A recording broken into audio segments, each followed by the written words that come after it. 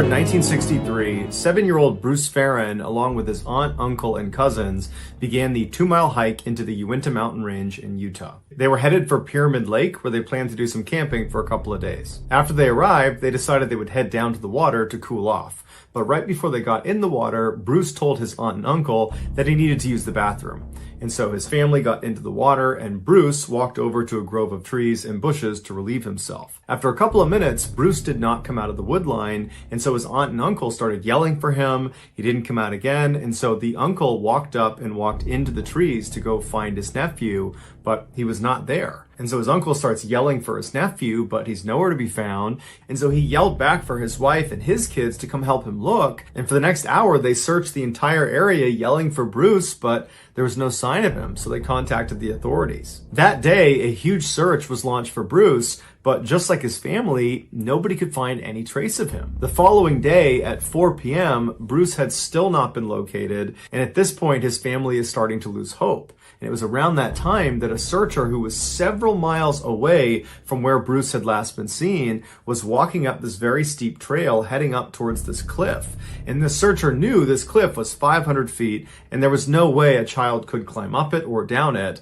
And so he was about to turn around and go search somewhere else when he happened to look up and he saw a child walking down the trail towards him, and the child was Bruce. And Bruce was totally fine, albeit a little bit hungry. According to David Paulides, all of these search and rescue models that predict where missing people will end up after they go missing say that boys aged 7 to 9 will be found within a 7.2 mile radius 95% of the time, and that distance could be covered over a week's time. In order for Bruce to be found where he was, he would have needed to cover 20 miles along a rugged ridgeline before scaling down that 500-foot cliff without the aid of climbing gear, and he did all that within 30 hours, a seemingly impossible task for a missing 7-year-old boy. When asked what happened, Bruce said he didn't remember. He didn't understand why or how he had gotten lost in the first place. The only things he remembered were sleeping between 2 downed logs and drinking from a waterfall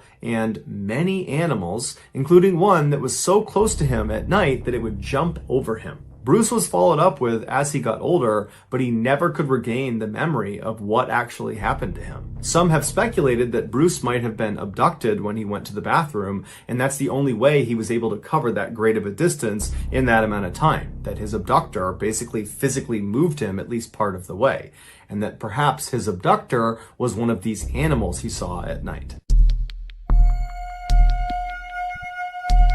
In 2007, Barbara Bullock was a 55-year-old, fit, happy, healthy woman living in Montana with her husband of 14 years. In July of that year, her husband's cousin named Donna and Donna's boyfriend named Jim Rawmaker came to stay with them for a couple of days. On the evening of the 17th, Barbara offered to take the couple hiking with her the following morning at her favorite hiking spot, which was this totally unspoiled wilderness area on the border of Idaho. Barbara liked to hike a particular trail that brought her up to the Bear Creek overlook that had this incredible view down to the valley below. The couple happily agreed, but the following morning, Donna was not feeling so good, so she couldn't go on the hike. But her boyfriend, Jim, was still feeling up for it and said, "I'd still like to go." And so he and Barbara wound up doing the hike on their own. At 1:30 that afternoon, Barbara's husband got a phone call from a police officer saying his wife was missing. And her husband just couldn't understand that. Barbara hiked in that area all the time, and she had been with Jim, so where could she have gone? But the police officer didn't have a great answer, and he just told him, "You should come down here and hear Jim's explanation about what happened." When Barbara's husband arrived at the park, he rolled right up next to the officer and Jim. He got out, and Jim, who was in total shock, began to explain what happened. He and Barbara had made it up the trail successfully to the Bear Creek overlook. They'd stayed up there for about 30 minutes. They had a picnic, and they were enjoying the scenery. And then at the end of it, they packed up, and Barbara began walking down the very well-marked trail, and she was about 20 feet ahead of him when he decided to turn around and take one more look at the beautiful view. And he said he was looking at the view for about 40 seconds before he turned back around, and Barbara was gone. And he hadn't heard her call out for help. He hadn't heard her fall. There was no sound of other people. There was no sound of other animals. There was no sound of any struggle whatsoever. It was just complete eerie silence. And as he took a few steps down the trail, he said he started looking around, expecting to just see her behind a tree or something, but she was nowhere. And as he walked, he noticed that the ground underneath every step made a lot of noise because there was lots of loose rocks and shale all over the ground. And so he stopped and he's listening really intently to see if he can hear where Barbara's gone, but he doesn't hear anything. And he's thinking, how could she have gotten away from me without me hearing the sound of her footsteps? And then he also began looking around and realized the area they were in, this trail, it was well trafficked. And so it was not very densely forested. You could actually see a pretty good distance in all directions because there was enough space between the trees. And so he's looking around thinking there's almost nowhere to hide. And so Jim started to feel scared and just began walking down the trail, expecting to run into her at any moment. But he didn't, and he kept turning around and looking behind trees and rocks, and he's thinking, this is impossible. I should have seen her. I should see her now. Where could she have possibly gone? And so he made his way all the way down the trail, the whole time turning around and looking for her and yelling for her, but never getting any feedback from her. And he got all the way to the parking lot and he saw her car was still parked in the parking lot. And he's looking around the parking lot. She's not out there. And he noticed a crew was working in the road. And he went up to them and he asked if they had seen her or anybody come out of that trail. And they said no. And so Jim's starting to panic and he ran right back up the trail, all the way back up to the Bear Creek Overlook, hoping that along the way he would see some indication of where she went. But again, there was nothing on the trail. He gets up to the overlook, he's looking around, he's yelling for her, nothing. And so he ran right back down again and he contacted authorities. Over the next 48 hours, a huge search was launched all around this area for Barbara. It included helicopters and huge search teams and highly trained sniffing dogs, but nothing was found. There was no signs of foul play. There was no signs of an animal attack or some sort of abduction. There was nothing. Not even her scent was found, despite the fact that the dog's handlers knew exactly where her last position was. But none of the dogs picked it up, which is highly unusual. It really was like she had vanished into thin air. At first, Jim was obviously a suspect because he was the last person to see Barbara alive, but he never changed his story despite how far-fetched it seemed, and he was very cooperative and was very quick to offer to take a polygraph test, and so the police ruled him out as a suspect. And shortly after the search started, they shut it down because there was no sign of this woman anywhere. And so unfortunately, her family had to face the awful reality of getting zero closure. She was just gone and nobody knew what happened. And unfortunately, to this day, we still don't know what happened because no trace of Barbara has ever been found. In 1910, 23-year-old Orville Tuttle worked as a locomotive engineer in Whitehall, Montana. While he loved his job and loved cars, his real passion was hunting. His friends would describe him as being a fearless hunter, a crack shot, and very cool under pressure. In October of that year, Orville, along with his younger brother and his cousin, headed off to a river valley just outside of Yellowstone National Park to do some hunting. When they got there, they made their way into the forest, they found a decent clearing, they brushed off some snow, and they set up their campsite. They stayed up for a bit around the campfire that night, but everybody went to bed early. The following morning, Orville was the first one to wake up, and while he was outside of the campsite, he noticed some elk tracks that had passed by in the night. And so he woke up his brother and cousin and told them he was going to go and track this animal for no longer than about an hour. The two men said that was fine. They knew Orville was a very accomplished outdoorsman, and so they weren't worried about him. An hour later, the brother and the cousin were now awake, and they were sitting around the fire waiting for Orville to return, but he didn't. The men waited another hour, and another hour, and another hour, and still Orville never showed up. And this whole time, the men are considering, should we go out and go looking for him? And every time they'd stand up to go begin their search, they'd say, you know what? I'm sure he's fine. We're overreacting. And they'd sit back down again. But by nightfall, when they still had not seen Orville or heard from him, the pair was starting to get really nervous. And so they decided they would go to bed, and Orville was bound to turn up in the middle of the night. Early the next morning, the two men got up, hoping to see Orville, but he had not returned. And so the two men left the forest. They got two more family members to come back with them, and then the four of them began a search for Orville. And very quickly, they found Orville's tracks leading out of the camp, meandering their way through this very thick forest and through all the snow, all the way down to this very shallow river that at its deepest point was no higher than your ankle. Orville's tracks stopped at the edge of this river and continued for 3 miles, walking away from the campsite right alongside this river until they stopped in this little clearing in the snow where there was a very small campfire set up. But the logs and the kindling in the campfire had not been burned. And so the search party figured that Orville, when he got here, must have had wet matches or something because he couldn't get the fire going. And then from the campfire, they continued to follow Orville's tracks a little bit farther down the river until they turned and walked directly into this very shallow river.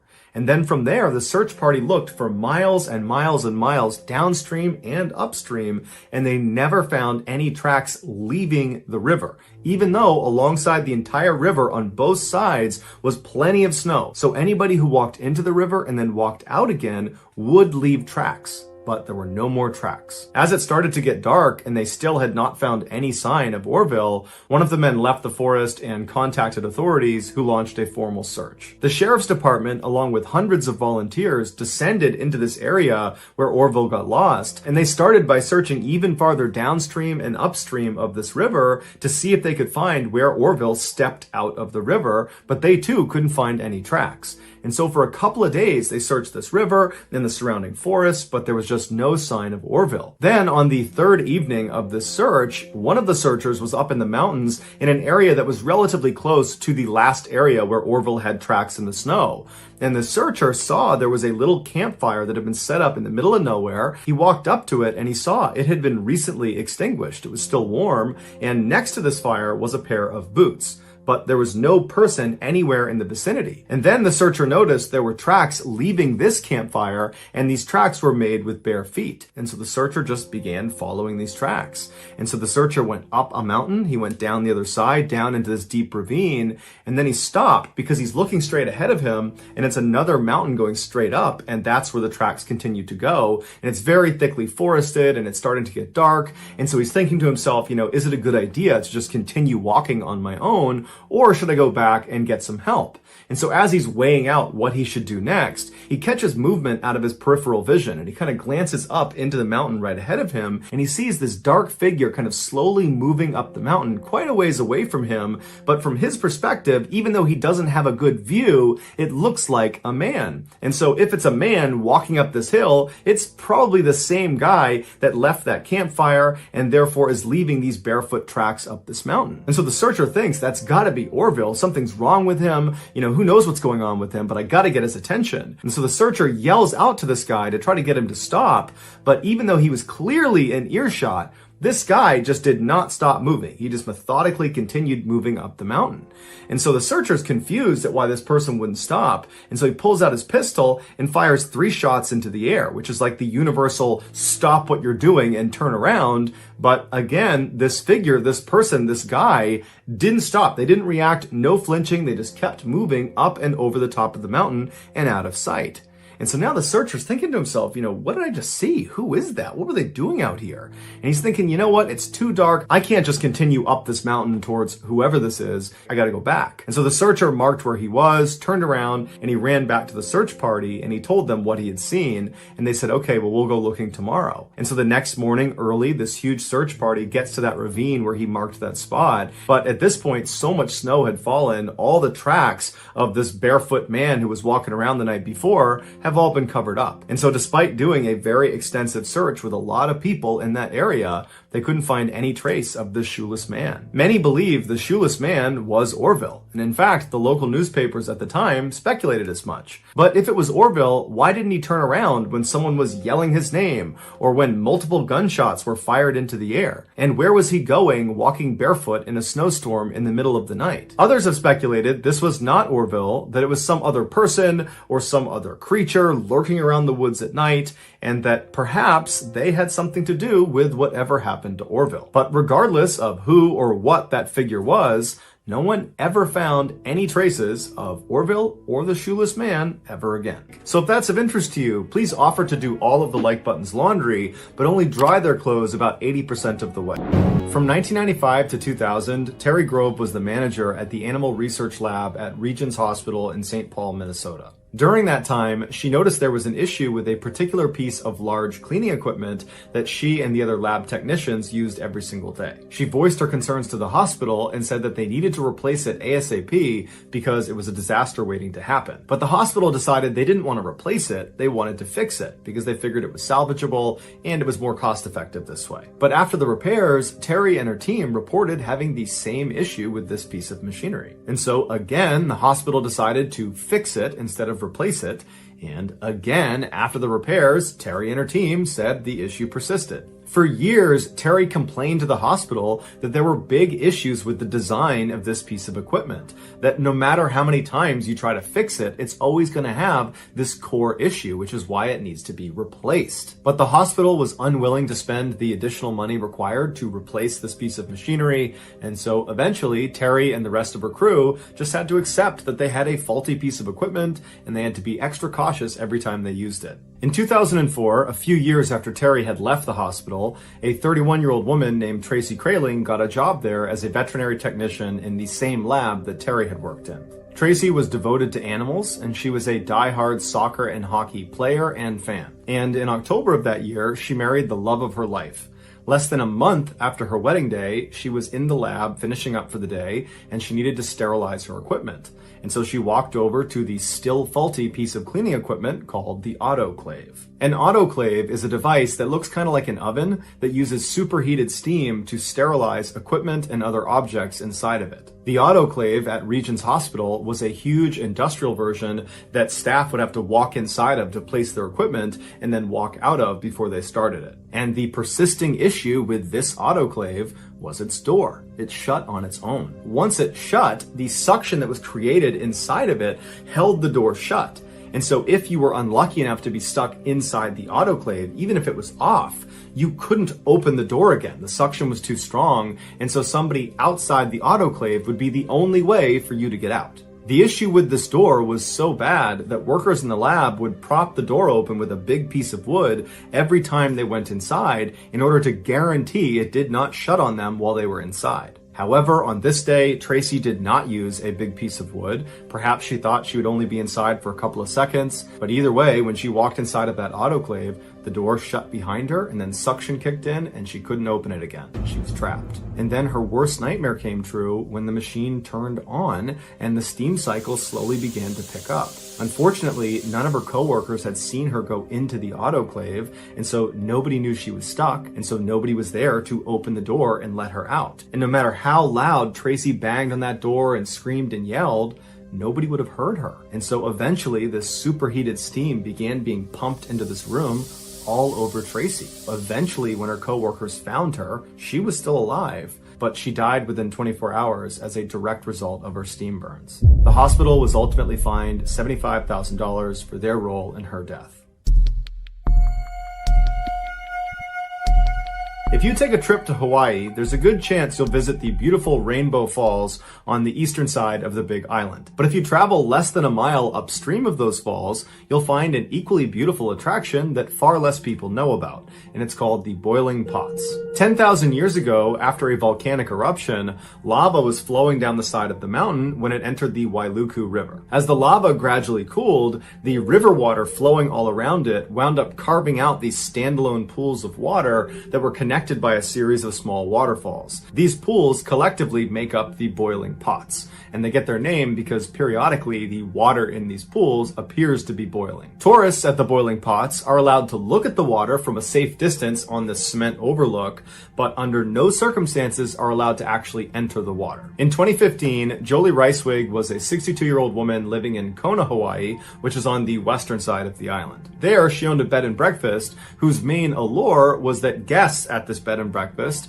got to go on these fun adventure tours with Jolie all over the island. And they almost always involved paddleboarding or swimming because Jolie was an avid outdoors person and a very talented swimmer and swim instructor, and so felt comfortable leading these types of excursions. On September 14th of that year, Jolie brought one of her male guests from her bed and breakfast out for an adventure tour at the Boiling Pots. She would have known that it was an off-limits area for swimmers because there were signs up everywhere saying as much, but Jolie wasn't planning to swim in the Boiling Pots. Instead, she was planning to float on them on inflatable rafts. And so she and this man climbed aboard their respective rafts and began paddling around one of the upper pools, taking in the incredible view of this natural phenomenon. As they were relaxing, suddenly there was this rush of water that came tumbling over the fall that dumped down into the pool they were in. It was a flash flood. And before Jolie and this man could swim outside of the pool and get to safety, the water under them began to churn violently and actually thrust them over the edge down into the next pool. And as soon as they hit the water, they had fallen off of their rafts. Now they're swimming in the water and they're feeling a current pulling them down and pulling them forward towards the next lip into the next pool. And so they both began desperately swimming towards the edge. Jolie actually grabbed the man and helped push him up and out to safety. And as soon as he was on land, he turned around to grab her, but she wasn't there. And so he's looking around and all he can see is her raft floating on the surface being taken down into the rapids. And so he thinks, okay, she must have fallen into the next pool. And so on the side of the waterway, he runs down and he's looking into the next pool, the next pool, the next pool, and she's nowhere to be found. And after a few minutes of looking and not knowing where she was, he called the authorities. They came out and they launched this huge search for her, but despite searching the entirety of the Boiling Pots and all the way downstream, there was no sign of her. And after looking for an entire week, they never found anything. It was like she just disappeared, and so they turned the search off. As devastating as this was for the family to not have closure about what happened to Jolie, this was not a surprising outcome. In fact, it was almost an expected outcome considering why the Boiling Pots are off limits to swimmers. Each of the pools of water that make up the Boiling Pots is a deep, nearly vertical shaft of water, and at the bottom of it are these entrances to these underground tunnels. And these entrances are big enough for a person to slip inside of. And these tunnels are not short. They go on for a long ways in all different directions. In a flash flood scenario, that increased water that's flowing down the Boiling Pots creates this unbelievable current that inside of each of these pools is pulling straight down, which gives the water the impression that it's boiling, because basically the water's tumbling over as it's being filtered up and down inside of this vertical shaft. And so if you get grabbed by this current, it's going to pull you down and into one of these tunnels, and you won't get out again unless the current releases you. And so Jolie, after helping her guest get out of the water to safety, she was pulled down and into one of these tunnels, and she was held there for 5 months until finally the current released her and her remains were spotted just below the pots in a tide pool. Lawrence Daquan Davis, who just went by Day, graduated from a military-style high school in 2009. Following his graduation, he enrolled in Job Corps, which offers young people from a low-income background free career education and vocational training. During his time in the Job Corps program, he trained as a medical assistant, and then after successful completion of Job Corps, he applied for numerous jobs all over the place, but no medical facility was ready to hire him. For a couple of years, Day consistently tried to apply to medical facility after medical facility, but after everybody kept denying him, mostly because he lacked experience or he lacked the credentials they were looking for, he eventually realized that, it's probably not going to happen, that he should look into some other career field. And so he decided he would join the military. But when he took the military entrance exam, he failed the math portion, and so was told he can't join the military. And so Day decided he would study and retake the exam, but he knew in the meantime he needed to make money right now. He was the oldest of 4 siblings, and his mother, who had had him when she was only 14 years old, was out of work, and Day's father was not in the picture. And so Day felt like it was his responsibility to step up and help support his family. And so he did what many other people in Jacksonville, Florida did when they were struggling to find work. He went to a temp agency. Temp agencies are staffing firms that contract with employers who are in need of temporary, part-time, or seasonal workers. The temp agency hires someone like Day and then ships them off to one of their client companies when they need work. Conceptually, this employment structure works great for all parties involved.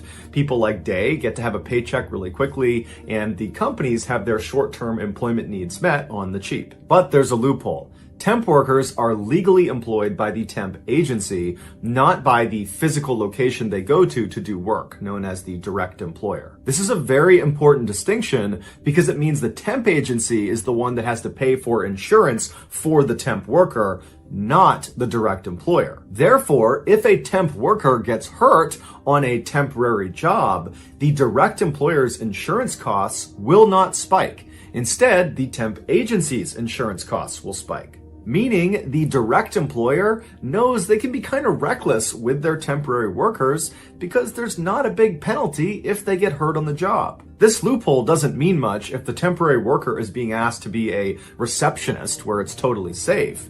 But this loophole matters a lot when the temp worker is asked to do something dangerous, like work with industrial machinery inside of a factory. On August 16th, 2012, Day received a call back from the temp agency he went to, telling him that they had a job for him. It was at the Bacardi Bottling Corporation in Jacksonville, Florida. They told him he needed to be at the warehouse that day at 2:45 p.m. for training, and then at 3 p.m., 15 minutes later, he would start his first shift. After Day agreed to do this job and hung up with the temp agency, he excitedly called his mother to tell her that he had finally landed a real job. In fact, this would be the first job he had ever had, and so he was just very proud of himself. And his mother was very proud of him too.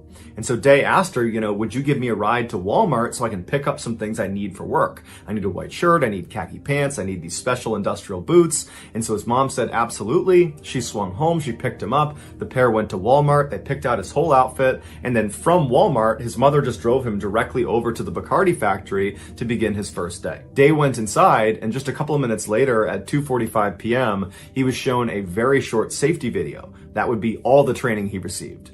Day was brought into Bacardi to be a warehouse clerk, which basically meant he would do odd jobs around the factory that didn't require a lot of skill. And so after he watched this training video, he was told to head down to the bottling line to watch all of the bottles as they went by to make sure the labels were put on properly. Before he headed down to the floor, Day stopped in the bathroom and took a very proud selfie of himself to commemorate the start of his first shift at his first job ever. He sent the picture to his fiance, put the phone in his pocket, and then headed out the door down to his first workstation. There was a section of the factory that initially Day was not working in, where there were these huge machines called palletizers that took the finished bottles of rum and stacked them into what are called pallets so they could be shipped off to stores. These palletizers are two-story pieces of heavy machinery where the top story is just catwalks where the palletizer operator can manipulate the machines, and then the first floor is where the rum actually comes into the machine and is moved around and stacked on these big metal platforms. Sometimes as the rum comes in on the conveyor belt,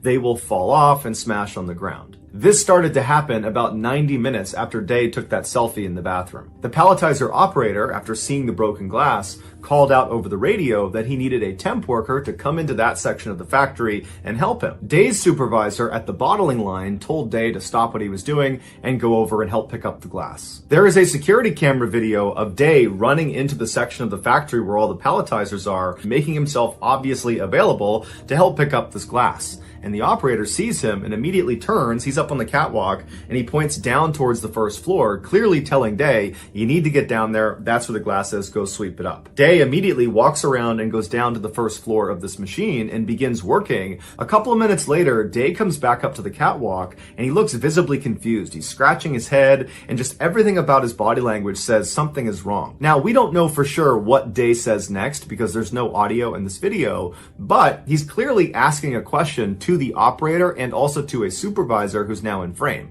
And it looks very much like he's asking clarifying questions. Like he's confirming, you want me to go down there, right into that space down there and clean the glass up? That's what you want me to do? And clearly the operator and the supervisor have no time for questions from Day. They just want him to get this done. And so there's kind of a tense interaction between the two parties before Day ultimately just decides, okay, I'll just go down and do what they asked me to do. And so Day again goes back around and you see him go down into the first floor to continue cleaning this glass. And after a few moments, the supervisor and the operator, who don't realize Day is still down there, they turn the machine back on. And after a couple of seconds, they hear a scream coming from the first floor. They look over the railing down there and they see Day. The broken glass that needed to be cleaned up was located directly underneath this metal platform that lowered the built pallets that weighed 2,000 pounds all the way down to the floor before they were shipped off and out the door. In order for Day to actually get down in there and clean this glass up, he needed to crouch way down and practically crawl on his stomach to get into this tight space. While he was in there, the machine turned back on again, and he wasn't able to crawl out fast enough before this platform and 2,000 pounds of rum pressed him into the ground. It would be the equivalent of crawling on your stomach into the bottom of an elevator shaft and then having the elevator car come down and mechanically be lowered flush to the bottom with you in there. The palletizer operator and the other supervisor immediately spring into action and try to reverse this platform up off of Day, but they can't do it. And so they grabbed a metal pry bar and they tried to pry the platform off of him, but that didn't work either. And so finally, when emergency crews did show up and were able to get this platform up off of Day, it was too late. He was already dead. In any factory where a worker needs to go inside of a machine that could maim or kill them if it turned on, they go through what's called a lockout or tagout procedure before stepping foot inside. All it is they completely incapacitate that machine. Day had no idea about lockout tagout procedures because the only training he got was a 15-minute video that didn't touch on them. And so although Day definitely had reservations about going down underneath this machine, he wanted to make a good first impression on his first day of work at his first job ever. And so he pushed his reservations aside and went down below, believing the supervisor and the operator were looking out for him. When in reality, they, like all of the other managers and supervisors inside of this warehouse, had been trained to prioritize productivity over safety. And so while they definitely knew the lockout tagout procedures, they chose not to do them because that slowed down productivity. And so in this unfortunate example where Day is kind of like a second-class citizen within the Bacardi plant because he's a temp worker, his safety was thrown out the window in favor of reaching a quota, and it got him killed. Bacardi was ultimately fined $192,000, but after they improved their safety compliance, their fine was reduced to $110,000. Bacardi also paid Day Davis's family $250,000. The staffing agency that employed Davis was not hit with any fines, and to this day, they are still sending temp workers to the Bacardi bottling factory. If you enjoyed today's video and you haven't done this already, please offer to do the like button's laundry, but only dry their clothes about 80% of the way. In June of 2018, 18-year-old straight-A student Tyler Turner graduated from his high school in Central California. In the fall of that year, he was scheduled to go to the University of California, Merced with a full scholarship. He planned to study biochemical engineering because he was born with cerebral palsy and wanted to help other people with the condition. In August of that year, one of Tyler's friends said they wanted to go skydiving to celebrate their birthday. Tyler was nervous about it, but he had never done it before and figured, you know what, it'll be fun, I'll do it. His mother, Francine, who was very close with her son, was very nervous about her son jumping out of a plane, and so she asked if she could tag along to provide moral support and maybe take some pictures, and he said that was fine. So on the 6th of the month, Tyler and his mother hopped in the car and drove over an hour north to the Lodi Parachute Center, where they met up with Tyler's other 3 friends. They were all very nervous, but very excited. So the group went inside the main building, and Tyler went up to the counter and he paid $100 for a single tandem jump from 13,000 feet. A tandem jump is when 2 people jump together under one parachute. And so most commonly, you're going to have the instructor who's got the parachute on his or her back, and then on their chest, harnessed at 4 different points, is going to be their student or whoever they're jumping with, and they don't have a parachute. They're just tethered to the instructor who has the parachute. And so in this case, Tyler would be strapped on to his instructor. And so the advantage for Tyler as a first-time jumper is that he would not need to do anything once they're in free fall. The instructor would be 100% in control of keeping them steady in the air, of pulling the parachute, of dealing with any malfunctions, of flying the canopy, and of landing. It's all done by the instructor. After paying, Tyler and his mother walked over and met his instructor, the guy he'd be strapped onto. It was a 25-year-old man named Young Kwan who told him he had jumped over 700 times. And so Young told Tyler that he needed to watch a safety video before they did anything else.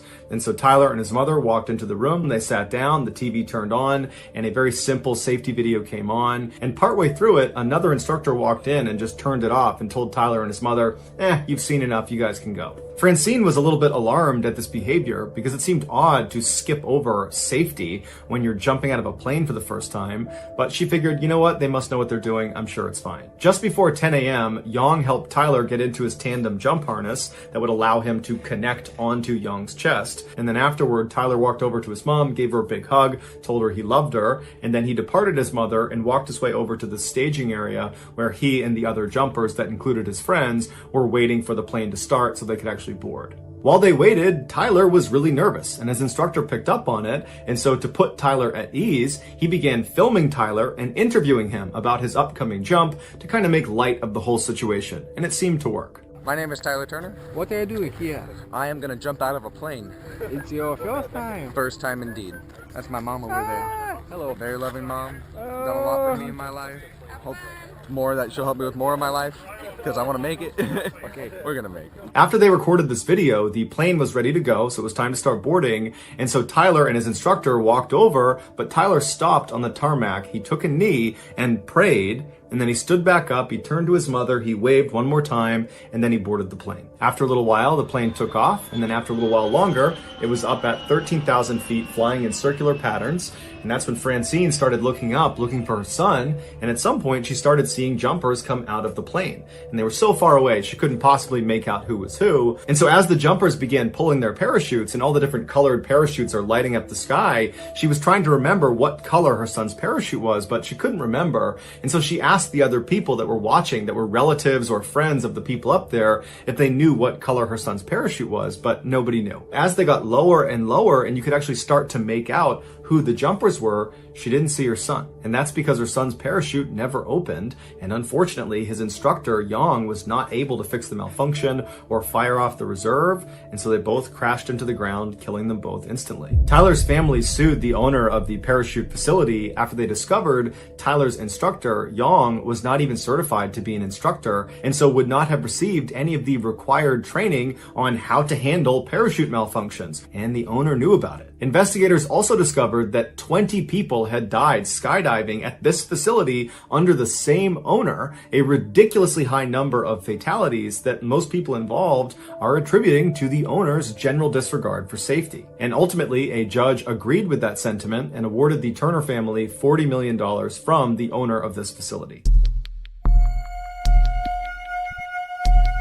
In 1962, Chileno Sanchez was born into a poor family in the Mexican state of Sinaloa. When he was just 15 years old, one of his sisters was assaulted by a very rich and powerful man in their town, and so he never got punished for it. 2 years later, when Chileno was 17, he saw this man at a party and he walked up to him and shot him in the head, killing him instantly. After the murder, Chileno fled to Tijuana before ultimately crossing the US border into Los Angeles, where he stayed with his aunt. He worked odd jobs like picking vegetables and selling cars before he ultimately went into business with his brother, who was back in Mexico, and he worked with him to smuggle Mexicans into the US. But that operation stopped in 1984 when his brother was murdered in Tijuana. To commemorate his brother, Chileno, who always loved music, wrote a song about him. And he formatted the song in the typical Mexican ballad style called corrido, but his lyrics were graphic and gritty, something nobody else did when they wrote a corrido. Chileno spoke honestly and openly, not only about how his brother was killed, but also the struggles of living around drug trafficking and violence in Mexico. Shortly after writing the song, Chileno wound up in jail in Tijuana, Mexico, and while he was there, he would sing the song he wrote about his brother, and other inmates heard it and loved it. They had never heard a corrido sung like that. And so they asked Chileno if he would write songs about them and their exploits. Soon, Chileno was being commissioned by all these inmates in this prison to write their songs in exchange for money and for favors. When Chileno got out of prison, his unique songwriting abilities had spread beyond the prison walls to other criminals and drug traffickers and kingpins in Mexico, and before long, Chileno was being approached by those people to write their songs. His corridos pioneered a new subgenre of music called narco corrido for their ties to the narcotics industry. Some people today compare the style and lyrics of the narco corrido to gangster rap. By 1987, Chileno's music was not just being shared amongst his paying clients. It had spread into Los Angeles and all over Mexico and was becoming very popular, even though it wasn't being played on the radio because radios thought his lyrics were too graphic. And so it was spreading largely because of word of mouth and because Chileno himself would go to car washes and street corners and he would sell his cassettes to anybody who would take them. By 1991, Chileno was so famous that he actually went on tour, and everywhere he went, the venue would be completely sold out. But given what his narco corridos were about, largely about drug trafficking and the people that are involved in that ecosystem, the people that would actually come to his performances were often rough and dangerous people, or were at least tied to rough and dangerous people. In 1992, when Chileno was performing in California, while he was on stage, this 33-year-old guy rushed onto stage with him and drew a gun on him, and Chileno, who was always carrying a weapon himself, drew his pistol and fired at this guy first. And then what ensued was this crazy gunfight on stage, practically point blank, between Chileno and this guy. And they both managed to shoot each other. Chileno got shot in the lung, and this guy got shot in the mouth. They would both survive, but 8 audience members also got shot, and one of them actually died. This made international headlines, and by all accounts, should have devastated Chileno's career.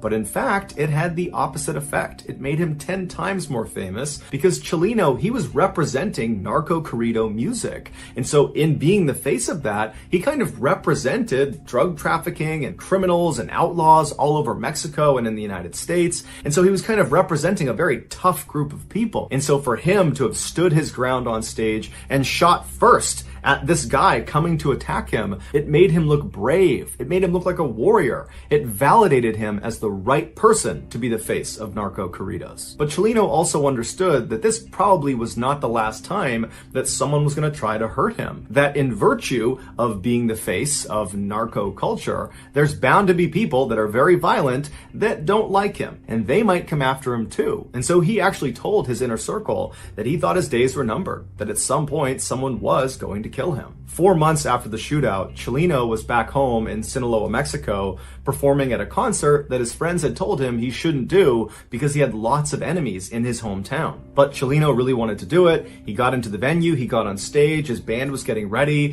thousands of people were coming into the audience, and before the show started, somebody handed him a note. And so Chileno takes the note, he's smiling, he's kind of looking around at the crowd, and then he looks down at the note and he reads it, and right away his expression completely changes. He looks distressed, he rubs his brow, he frowns, he kind of looks up at the crowd like he's looking for someone, and then he just goes blank in the face, and he's looking out like he's looking past the crowd. And it's this long period of time where he's just blank staring into the audience. And then all of a sudden he just snaps out of it, takes the note, puts it in his pocket, picks up the microphone, and proceeds to give one of his best live performances to date. After the concert was over, Chileno made a special effort to say bye to everybody in his band, and he said bye to some people in the crowd, and then finally, after this kind of long drawn out goodbye, he walked out the back door. Shortly after, he was kidnapped, tied up, and then shot in the back of the head, execution style. It would turn out that note he received on stage was from his killers, who we don't know exactly who they are still to this day, but the note said, after this performance, we're going to kill you. And so that was the reason Chileno was so distressed,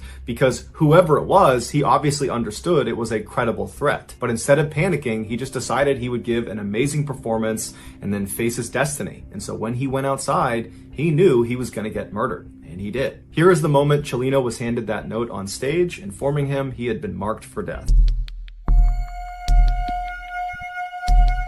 Despite the fact that today there is already tons of shocking content on the internet, there is still something truly insane about Wu Yongning's videos. In 2017, Wu was a 26-year-old climbing enthusiast who was dubbed China's first rooftopper. A rooftopper is someone who, usually illegally, climbs onto rooftops, cranes, smokestacks, big antennas, skyscrapers, or any other really high, dangerous location. Almost always, these daredevils are going to these incredibly dangerous locations in order to capture footage of themselves so they can post it to the internet in hopes that it goes viral and they become famous and make a bunch of money. But because there are so many people competing for the internet's attention, rooftoppers really need to push the envelope if they want to stand out and make it big. And Wu Yongning did just that, and the internet rewarded him with millions of followers and hundreds of thousands of dollars. Most rooftoppers would go to the tops of these incredible locations and then take selfies of themselves standing there posing at the top. Wu would do that, but he also did a couple other things that nobody else was doing that kind of became his trademarks. The The first one was he would dangle over the edge of the building or the crane or the antenna that he was holding onto, and he would do pull-ups, but he would keep doing them until he reached muscle failure and then would barely be able to pull himself back up to safety. Another trademark move is he would go to the top of these huge buildings and he would get right on the edge and he would do a handstand, and then he would pull one arm back. So he's doing a one-armed handstand, and then he would tilt his body as far as he could over the edge until he couldn't do it any farther, and he'd let himself come back over to safety. And then perhaps the most difficult to watch trademark was when Wu would basically run up to the edge of buildings and stop just short. And he wouldn't just run to the edge, he would use a self-balancing scooter and go as fast as he could right to the edge of the building and stop just short. And over again, he'd go right to the edge and stop, where he's literally an inch away from tumbling off the edge.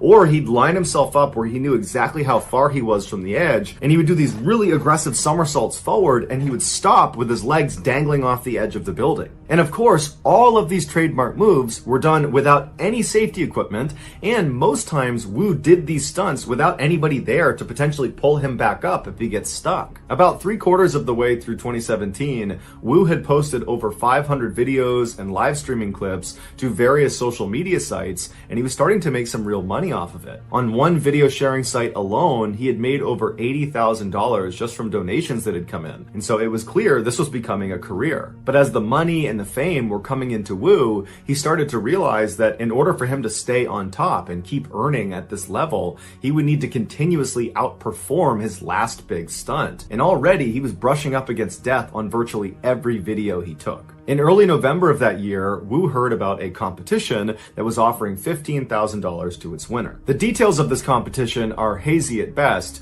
but from the sounds of it, it was a viral video competition.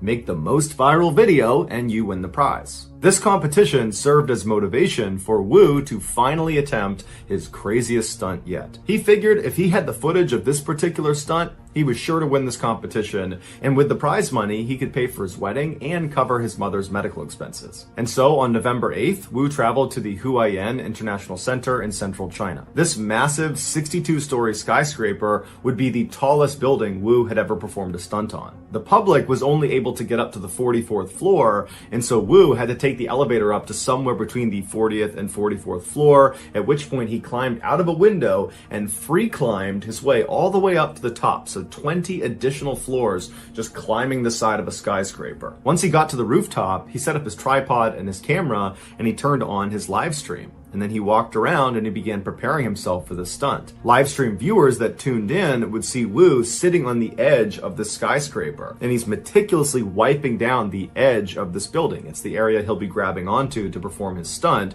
which was going to be his trademark pull-ups. And so after several minutes of Wu cleaning this ledge, he begins to lower himself where his arms are still tucked up over the ledge. So he's not hanging, he's got his arms kind of anchored on the top. He's like testing the edge of this lip. And he kind of feels around and he can tell that it's not a good grip. It's not good enough for him to go down to a full extension. And so he pulls himself back up and he goes back to wiping down the edge. And from the looks of it, it seems like Wu is actually pretty nervous about this stunt. And normally when you watch Wu's videos, he doesn't seem nervous at all, even leading up to his stunt.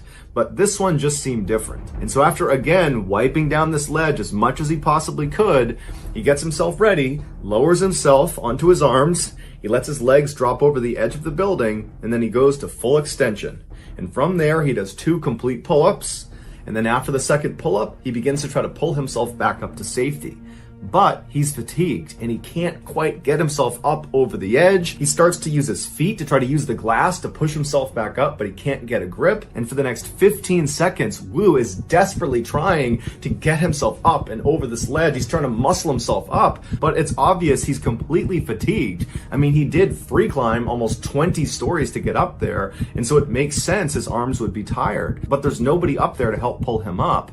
And so after a while, he goes back to full extension because he can't do anything, and he looks down as if he's sizing up if he can survive this fall, which he obviously can't. And then the camera picks up a sort of whimpering sound that appears to come from Wu, and then he loses his grip and he falls to his death. Here is a segment of his final video right before he fell. Robert Picton was born in 1949 in Port Coquitlam in British Columbia, which is about 15 miles to the east of Vancouver. He, along with his brother and sister, were raised by their parents on a big pig farm. In the 1970s, their parents passed away, and so the property was handed down to them. Robert and his brother took over the daily operations of the farm, and their sister decided to just move away. Over the next couple of decades, Robert and his brother attempted to run the pig farm, but pretty quickly they stopped taking care of it, and it fell into decline. Neighbors and visitors recalled seeing the pigs that were still there free roaming the property. And as for the brothers, it appeared they had just stopped bathing, and despite walking all day in mud and pig feces, it seemed like they never took off their boots when they went inside. One of the few farm workers that stayed with the Pictons through the farm's decline was a guy by the name of Bill Hiscox, and he said the farm was a really creepy place. And he also said Robert was a really creepy guy that was prone to just totally bizarre behavior, even though he didn't smoke or drink or use any substances. Eventually, the Picton brothers realized they were not cut out to run the pig farm like their family had for generations before them, and they decided their best move was just to sell portions of their land. But neither of them could have guessed just how much their land was worth. From 1994 to 1995, they managed to sell off almost all of their property to an urban developer for over $5 million. And so suddenly, these filthy, failed pig farmers had become millionaires, and neither of them knew what to do with the money. After a year of just sitting on the money and not doing much with it, they decided they wanted to do some good with their money. And so they established an official charity in 1996 called the Piggy Palace Good Times Society. Their charity's purpose, at least on paper, was to help raise money for various organizations that they deemed worthy by running events like dances and shows. And while that might have been their original intention for this charity, what it ultimately became was a guise to host these wild drug and alcohol-fueled parties inside of their slaughterhouse, which, even though it wasn't being used anymore because they were no longer really doing any pig farming, it still conspicuously had big hooks coming down from the ceiling and bloodstains all over the ground underneath them. These Piggy Palace parties became infamous in Coquitlam, drawing crowds of up to 2,000 people, predominantly bikers, drug addicts, and prostitutes from the poverty-stricken downtown east side of Vancouver. Robert had become familiar with that part of Vancouver because he used to go through there all the time to dispose of animal waste products at their rendering plant. Once the Piggy Palace charity was in full swing, Robert started going back into that neighborhood where he would cruise down the 10-block strip called the Load Track and would attempt to recruit people to come to his parties. Most of the people he recruited were down on their luck women who only agreed to go because he was offering them food and money and drugs and alcohol. At the same time Robert was running this recruiting campaign, women from the downtown east side began disappearing in droves. These disappearances were noticed by the men and women in the downtown east side, but they didn't report them because they had a general distrust of the police and of authority figures in general. But as more and more and more women disappeared from the downtown east side, rumors of a serial killer operating in that area started to circulate. Residents began only going outside if they could walk around in a big group of people, and everybody was just totally on edge, keeping careful lookout for anything odd about the neighborhood, people that shouldn't be there, cars that shouldn't be there. But despite this heightened security, women continued to go missing at a rapid rate, and nobody knew why. When the police were finally contacted about all these missing women, their response was lacking, to say the least. Since there were no bodies of these missing women, the police said it was reasonable to assume that the women were to blame, that their lifestyles must have caught up with them and they either ran off somewhere or perhaps they overdosed somewhere and their bodies just haven't been found yet. Despite residents of the downtown east side saying, no, this is different, there's something wrong here, the police basically said, we're not getting involved. When the newspapers found out about this totally apathetic response from the police, they criticized them for intentionally deprioritizing these missing women because the majority of them were drug addicts and prostitutes, and so therefore weren't worthy of a full investigation. The police rejected this claim. On the evening of March 22nd, 1997, so 1 year after the Piggy Palace had been stood up and they started throwing all these parties, and 1 year after dozens of women have gone missing from the downtown east side, the Pictons' neighbor heard a frantic knock on their front door. They ran over, they opened it up, and what they saw was this woman who was hunched over with one hand on her bleeding stomach, and dangling from her wrist was a handcuff. The neighbor was obviously shocked at what they were seeing, but they quickly ushered the woman in and they called her an ambulance. The woman was rushed to the hospital where she immediately was put into emergency surgery. Afterwards, while she was in recovery, she told her nurses that her name was Wendy and she had been at one of those Piggy Palace parties, and one of the owners of the farm, Robert Picton, had tried to put a handcuff on her, and when he did, she fought back. He drew a knife, he stabbed her in the stomach, she was able to get the knife back, she stabbed him in the face before turning and running out the door and making it to the neighbor's house. Right after she told this story, Robert Picton actually showed up at the exact same hospital with a serious laceration on his face that was consistent with being stabbed. The medical staff had already called the police, who showed up minutes later, and when they went inside, they searched Robert and they found in one of his pockets a handcuff key. And that handcuff key opened the handcuff that was still on Wendy's wrist. And so when the police saw that, they arrested Robert on attempted murder. While Robert was in custody, he explained to officers that Wendy was lying. She was a drug addict, and she had come to one of their Piggy Palace parties, and he had caught her trying to rob them. He had confronted her, she drew a knife, and that's when a struggle ensued, and both of them got stabbed. And Robert said he was just lucky to be alive. The police believed him and dropped all of his charges and let him go. When Robert got back to the farm, Bill Hiscox, the one worker who still worked for the Pictons, he grew very suspicious of Robert. He had read all about the missing women from the downtown east side, and he knew Robert regularly went over there to pick up women and brought them back to his parties. And Bill just always had that gut feeling that something was off about Robert. And so he sat on this gut feeling for a couple of months until finally he decided he had to tell someone. And so he called the Crime Stoppers tip line, and he told them that he thought Robert had actually attacked Wendy, not the other way around, and that actually Robert was most likely behind some or all of these missing women from the downtown east side. Bill also said that a recent female party guest at the farm had seen a pile of women's clothing inside of Robert's trailer, along with at least 10 purses and women's ID cards. The police followed up with Lisa to confirm what she saw, but she was scared of Robert and said she wasn't going to cooperate.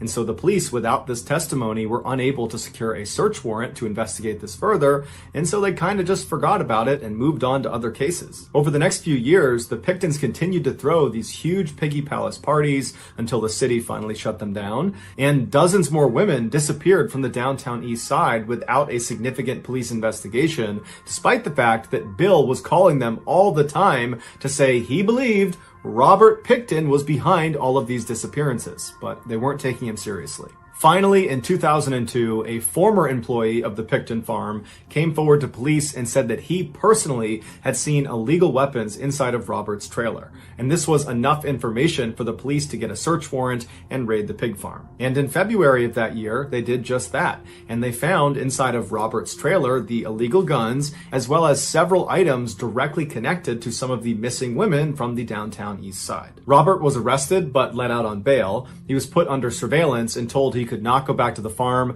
until they were done conducting a more thorough search. And during that more thorough search, they found blood from one of the missing women inside of Robert's trailer. And so Robert was rearrested and charged with murder. While he was being held in jail, he shared his cell with another man who he believed was just another detainee. But he wasn't a detainee, he was actually an undercover police officer, and their entire interaction was being recorded. And on this recording, Robert makes a few shocking statements. You got me on this. What do you got? You know what I'm saying? Yeah.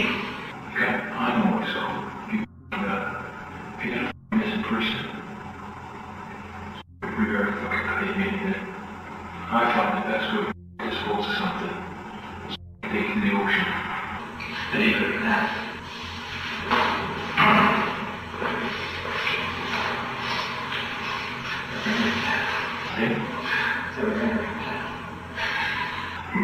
No. That's good. Pretty good. Okay? Too much left.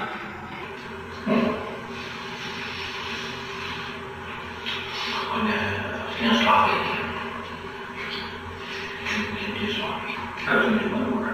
Maybe even 50. That's what I was sloppy. Feel the syringes out with the antifreeze, and you check yourself, and you're dead better than 10 minutes. That was just one more that we can even bigger than the ladies, bigger than the ones in the States. Yeah. Oh, yeah.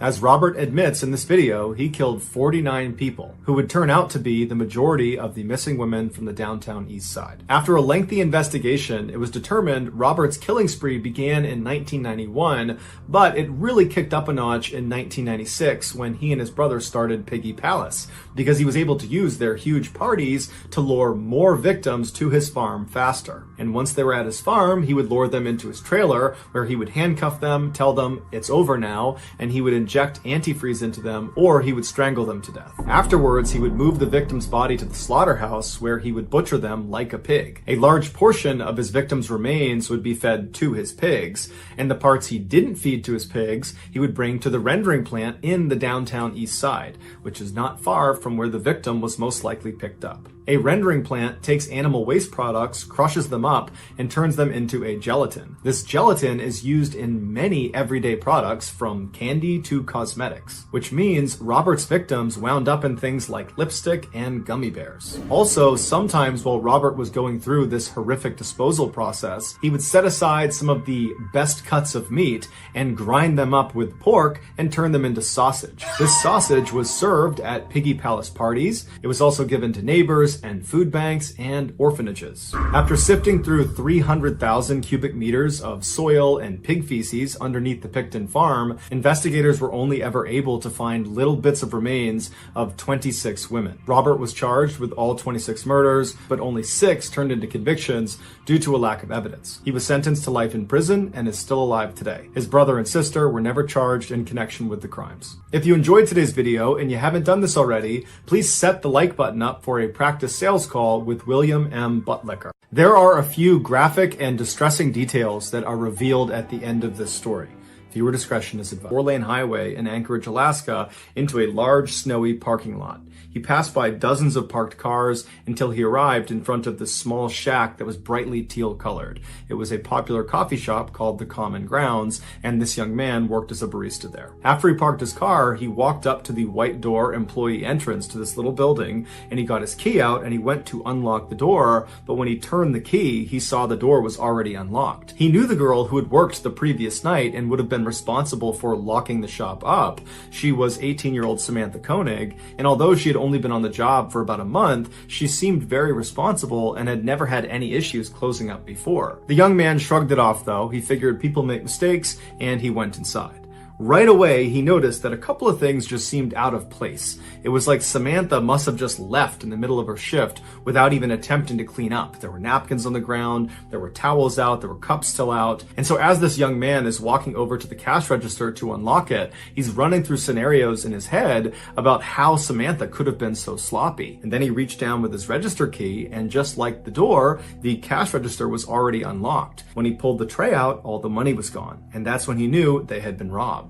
And so he called his boss. The night before, Samantha had asked her boyfriend, Dwayne, to pick her up after her shift at the Common Grounds. Dwayne arrived in front of the kiosk at about 8:30 p.m., which was 30 minutes after her shift should have been over. Dwayne had gotten held up at his job, which is why he was late. And so when he gets there, Dwayne looks around the parking lot and he doesn't see Samantha anywhere. He sees the coffee shop itself is totally dark and looks like it's been closed up for the night. And so Dwayne gets out of his truck into the freezing cold night air, and he walked up to the window of this coffee shop and he pressed his face up to the glass to look inside, but there was nobody in there. Dwayne automatically went back to the fight he had gotten into with Samantha earlier in the night via text message. She had accused him of cheating on her. He had been kind of nonchalant, like he didn't care about it, and what ensued was a really ugly fight. And so as Dwayne is walking back to his truck, he's thinking to himself, maybe Samantha just didn't want to see him because of the fight, and so at the end of her shift, she got a ride home from her father or maybe from a friend, and that's why she's not here. And so Dwayne gets back inside of his truck and he sends a text message to Samantha asking if she's okay, if she's gotten home. But after several minutes of no response from her, Dwayne, even though they were fighting, he still cares an awful lot about his girlfriend.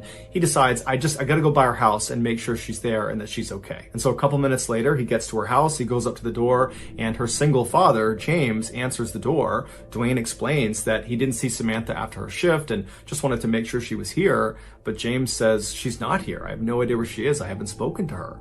And so the two men go into James's kitchen, they sit down, and they start texting and calling Samantha to try to figure out where she is. And after a couple of minutes, Dwayne's phone lights up, and it's a text message from Samantha. And the message clearly indicates that she's still very upset with Dwayne, but she's saying that she needs some time to think and that she's going to be with some friends for a couple of days, and would he, Dwayne, let her father know where she was. And so Dwayne shows James the text message, and Samantha's father looks at it, and he's thinking to himself, this is very uncharacteristic of Samantha. He had raised Samantha since she was 2 years old, and they were very close. They shared everything with each other. It didn't make any sense that she wouldn't contact him directly to say that she was going to be out with friends for a couple of days. And it didn't make sense that she would ignore all of his phone calls and text messages when clearly he was worried about her. The two men stayed up super late, calling and texting, hoping to get more information from Samantha, but she never responded. She never texted back. And so the following morning, when neither men had gotten any more messages from Samantha, James went to the Anchorage Police Department and filed a missing person report for his only daughter. After receiving this missing person report, an officer with the Anchorage Police Department called the owner of the Common Grounds coffee shop to ask about Samantha. And the owner actually said they just got a call from their barista that was working at the kiosk that morning, and they had informed them that apparently there had been a robbery and no one can get in touch with Samantha. No one knows where she is. The owner told the police officer that as soon as she got her hands on the security footage from the night before, she would send it over to the police department. While the police waited for this footage, some officers began calling Samantha's friends and other family members to see if they knew where she was, but no one had heard from her, no one knew where she was, no one had any information. Some other police officers headed over to the Common Grounds coffee kiosk to get a look at it for themselves. And when they got there was no sign of a struggle outside or inside the kiosk, and inside, underneath the counter, was a panic button that had not been pressed. And so even though Samantha's father thought there was something odd about her final text message, the police began operating under the theory that Samantha had robbed the kiosk and then left of her own accord. But what confounded police was how Samantha actually physically got away from the coffee shop. She didn't have a car that night, and she couldn't have just walked away because the weather was way too miserable and cold outside, and Anchorage is just not really a walkable city. And so if Samantha was telling the truth, that she was just taking a couple of days to be by herself with some friends at their place, then why didn't any of her friends know where she was? This question was answered later that day when the owner of the coffee shop made the security footage available. The footage, which has no audio, picks up around 8 p.m. on February 1st, 2012, which was the night Samantha went missing. It shows Samantha inside of the kiosk. She's working alone, she's cheerful, and she's busy. And then at some point, someone that we can't see, they're outside of the camera's range, comes up to the window and orders a drink. Samantha clearly turns to them, acknowledges their drink order, and turns and begins making this drink. And then after she's done making it, she turns to give it to this person, and immediately Samantha steps back and puts her arms up. And then seconds later, she reaches over and turns off the lights inside of the kiosk, and then she gets down on her knees with her back to the window. She stays in that position, not talking, not moving, for about a minute before she slowly stands up and walks down the kiosk towards the cash register. She opens it up, she scoops some money out of it, and then she walks back to the window and appears to hand it to a shadowy figure on the other side of the window.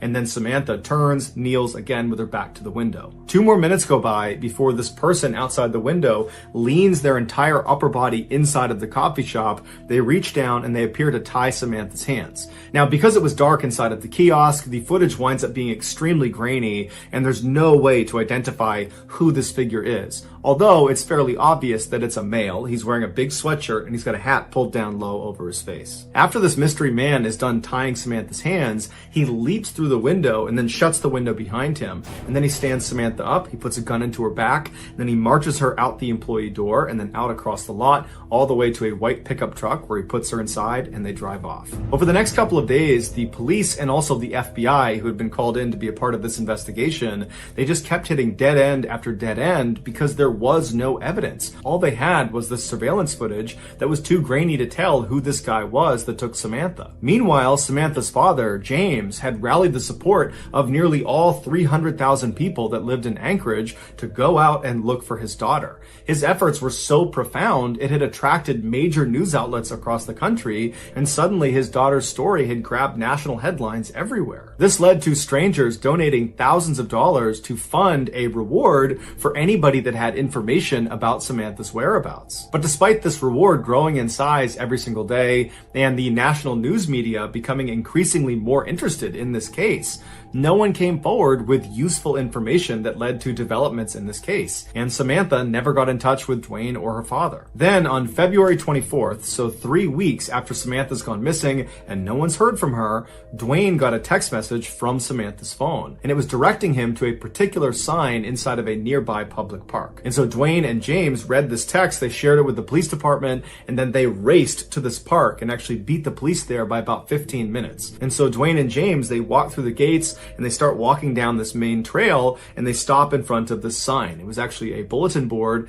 and tacked on the bulletin board was a Ziploc bag inside of which was a typed ransom note, and on the ransom note, literally Xeroxed onto it, was a black and white photo of Samantha. And in this photo, Samantha looks kind of dazed, like she's got a blank expression, and she's not really looking at the camera, she's looking just to the side of the camera. And then in this picture, a man is holding a copy of the Anchorage Daily News newspaper that's dated February 13th, 2012. This was a proof of life photo where Samantha's captor was holding up that newspaper to indicate that Samantha was alive as of February 13th. And so to everybody involved in this case, including Samantha's father, even though this is still not a good situation at all, it was kind of a relief to know that at least as of last week, Samantha was alive. As for the demands of this ransom note, James was told to deposit $30,000 into his daughter's account immediately, and if he did that, she would be released 6 months later. As advised by the FBI, James deposited a portion of the ransom money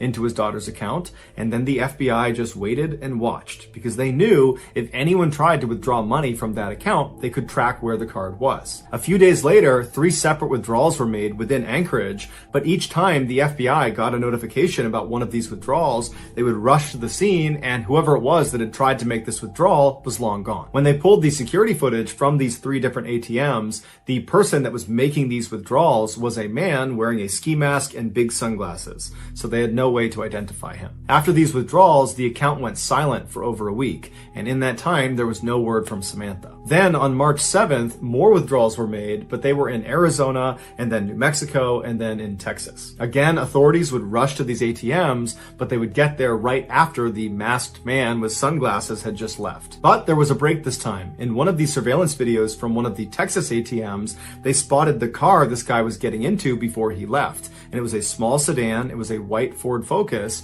and they saw him leave going east on a Texas highway. And so authorities in Texas were told to look out for this particular car in this part of Texas. And sure enough, on March 13th, a Texas patrolman spotted the car sitting in a hotel parking lot. He waited nearby until a man in his 30s walked out of one of the hotel rooms, walked down and got inside the car, and then this patrolman just kind of followed him and looked for any reason to pull him over. And as he had his radar gun on this guy, he noticed he was going 2 miles per hour above the speed limit, and so he pulled him over. The patrolman got out, he walked up to the driver's side window, the window was already down, the man was very calm. The patrolman asked him for his license, and the guy handed him an Alaskan license. His name was Israel Keys, he was 34 years old, and he lived in Anchorage. The patrolman knew this was the guy. He called in backup, and before long they were searching Keys' car, and in the trunk they found a ski mask along with other clothes that matched the description of the guy who was making withdrawals from these different ATMs.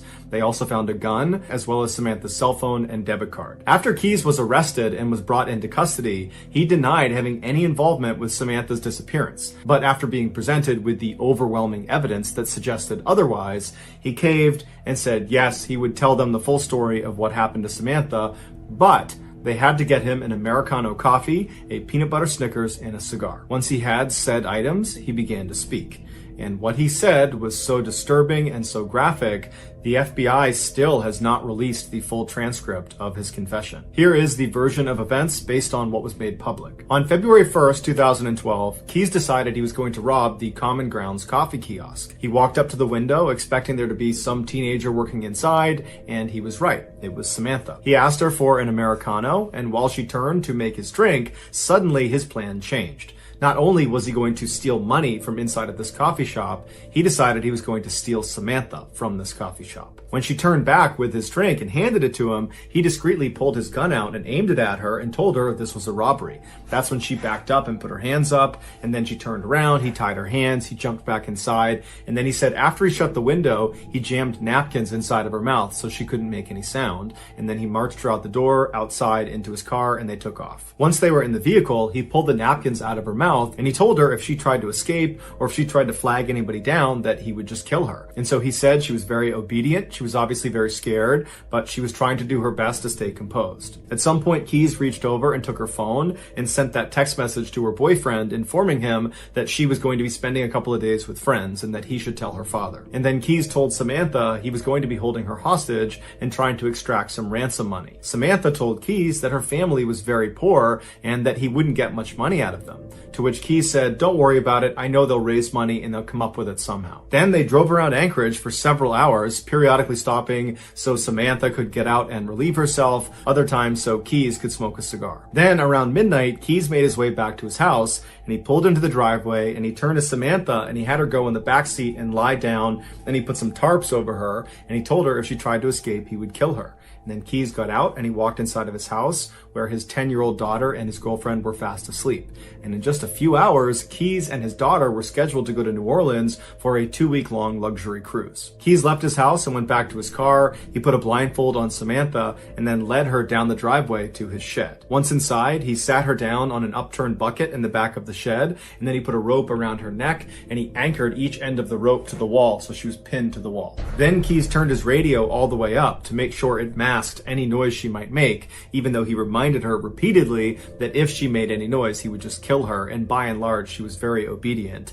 And then he gave her a couple of cigarettes to smoke and told her it was going to be just fine, to just chill out, that he was going to get the ransom money from their family, and then as soon as that was done, he would let her go. He turned on some space heaters to keep the space warm, and then he left and locked the door. He walked back into his house and double-checked that his daughter and his girlfriend were still asleep. They were. Afterwards, he started drinking some wine and relaxing, and then after a little while, he got a cup of water and he went back out to the shed. He went inside and he gave the water to Samantha, and he said Samantha was very composed. She was obviously frightened, but she asked him, "Did you speak to my father? Did you figure out the ransom situation?" And Keys told her that, "Yes, I talked to your father. Everything's working out fine. He's going to raise the money. We're going to get you out of here. Everything's going exactly to plan." After that, he walked up to Samantha and he unscrewed the 2 anchors that were holding that rope up against her throat, and then he cut the zip ties on her wrist, allowing her to relax and sit forward and just kind of be at ease for a second. And it was very obvious that Samantha was relieved. Her nightmare was about to be over. But then seconds later, Keys grabbed her really aggressively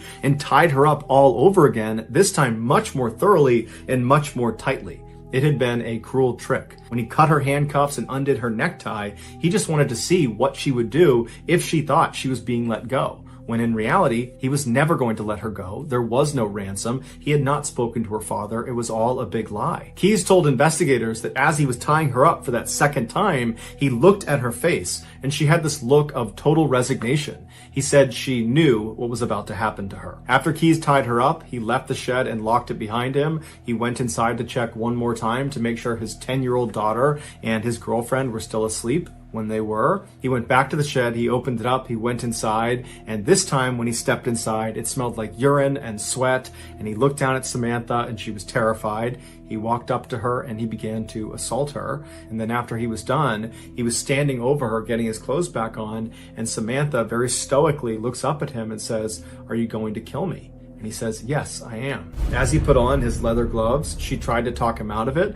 but he said there was no other way. Keys would tell investigators that he was very impressed with Samantha's bravery. Shortly before 4 a.m., Keys drove a knife into Samantha's back before choking her until she stopped moving. He told investigators that she never made a sound. After she was dead, Keys left the shed and locked it behind him. He went into his house, he took a shower. Afterwards, he woke up his daughter and told her to start getting ready because they were leaving soon for the airport. While his daughter was getting ready, Keys went back out to the shed, he went inside, he rolled Samantha's body up in a tarp and pushed her towards the back. He unplugged the space heaters, turned off the lights, turned off the music, and then double locked the shed and went back inside the house to make his daughter breakfast. At 5 a.m., a cab showed up at the house, and Keyes and his daughter hopped inside, and they made their way to the airport and then on to New Orleans, where they went on their 2-week-long vacation. After they got back, Keyes went inside of his shed, he unrolled Samantha from her tarp, and by his account, she still looked fairly lively, and so he dressed her in some new clothes, he put lots of makeup on her face, he braided her hair, and then he stitched her eyelids open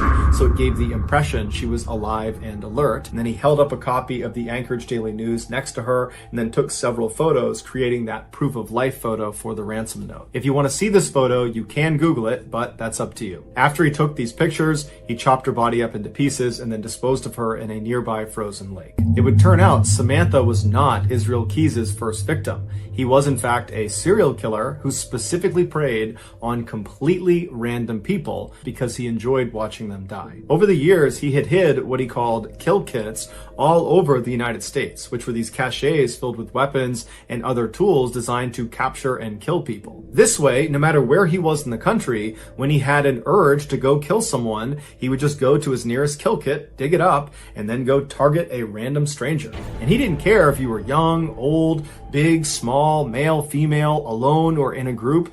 Everyone was a target of opportunity. Keyes told investigators that as soon as he saw Samantha inside of that coffee kiosk, instantly he knew he was going to kill her. Everything about the ransom, the robbery, all of it was just a lie to keep her in line, to give her some hope that she might get out of this alive. When in reality, the second she walked outside of the doors of that kiosk, she was dead. Keyes admitted to killing Samantha as well as an older couple up in Vermont, but he would take his own life in a jail cell in December of 2012 before he named any of his other victims. And so to this day, we have no idea how many people he killed. The best guess is 11 based on a drawing he made in his jail cell, but that's just a guess. If you enjoyed today's video and you haven't done this already, please replace the like button's eye drops with Egyptian fox urine.